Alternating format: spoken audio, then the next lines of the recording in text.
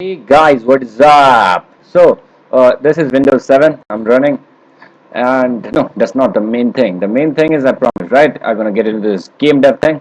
So basically, I came to realize that Unity, this game engine, requirements are like out of my fucking abilities, right? Of my computer's abilities. It's like 8 GB of RAM, and same with Unreal Engine, right? Because Unreal Engine is also kind of 8 GBs RAM. So I had to find some other ways to make games. So I have got Godot 3.4.3.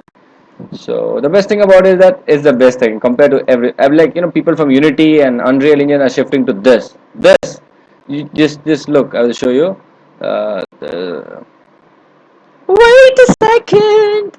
This 70 MBs thing which got instantly installed. Like those Unreal Engine and Unity are like 20 GBs file if you install. It's like too much for the system to even handle.